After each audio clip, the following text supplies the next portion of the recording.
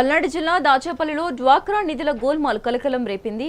మెప్మా పరిధిలోని ఆసిన్ పొదుపు గ్రూప్ సభ్యులు కట్టిన సుమారు 7 లక్షల రూపాయల నగదును బ్యాంకుకు చెల్లించకుండా సొంతానికి వాడుకున్న గ్రూప్ లీడర్ను పోలీసులు అరెస్టు చేశారు. తమ డబ్బులు దుర్వినియోగం అయ్యాయని బాధితులు కలెక్టర్, ఎస్పీలకు ఫిర్యాదు చేయడంతో ఈ అక్రమం వెలుగులోకి వచ్చింది. మెప్మా అధికారుల ఫిర్యాదు మేరకు కేసు నమోదు చేసిన పోలీసులు నిందితురాలని అరెస్టు చేసి రిమాండ్కు తరలించారు. సిఐ దాచేపల్లి రాజేష్ అండి.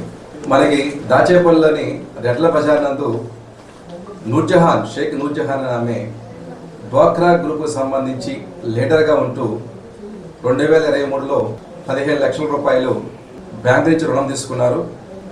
దానికి సంబంధించి 10 మంది సభ్యులు కూడా నెలకి 5,000 పైన జమ చేస్తూ ఉన్నారు.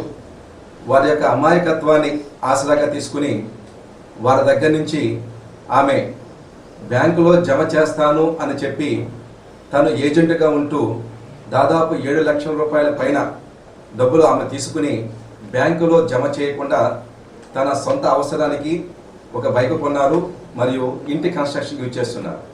దానిపైన బ్యాంకు నుంచి స్టేట్మెంట్స్ తీసుకుని మరియు డ్వాక్రా సంబంధించినటువంటి అధికారుల దగ్గర సమాచారం తీసుకుని వారిని మీడియేటర్స్గా చూస్తూ ఆమె నిన్న రిమాండ్ పంపించడం జరిగింది.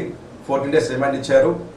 లోకల్ ఉన్నటువంటి డ్వాక్రా గ్రూప్ వాళ్ళు తెలియజేసేది ఏంటంటే డ్వాక్రా సభ్యులు ఎవరి చేతుల్లో మోసపోవద్దని, బ్యాంకులో వాళ్ళు డైరెక్ట్గా జమ చేయవచ్చని, అమాయకత్వంగా ఉండొద్దని, గవర్నమెంట్ ఏర్పాటు చేసినటువంటి ఈ మంచి పథకాన్ని వారు వారి అవసరాల కోసం, అభివృద్ధి కోసం ఉపయోగించుకోవాలని చెప్పేసి ఏదైనా సమస్య ఉంటే మా దగ్గరకు వస్తే చట్టపరంగా చర్య తీసుకుంటామని తెలియజేస్తున్నాం. సిఐ దాచేపల్లి రాజేష్ అండి. మనకి దాచేపల్లిలోని రెడ్ల బజార్ నందు షేక్ నూర్జహాన్ ఆమె డ్వాక్రా గ్రూప్ సంబంధించి లీడర్గా ఉంటూ 2023లో 15 లక్షల రూపాయలు బ్యాంక్ నుంచి రుణం తీసుకున్నారు. దానికి సంబంధించి 10 మంది సభ్యులు కూడా నెలకి 5,000 పైన జమ చేస్తూ ఉన్నారు. వారి యొక్క అమాయకత్వాన్ని ఆసరాగా తీసుకుని వారి దగ్గర నుంచి ఆమె బ్యాంకులో జమ చేస్తాను అని చెప్పి తను ఏజెంట్గా ఉంటూ దాదాపు 7 లక్షల రూపాయల పైన డబ్బులు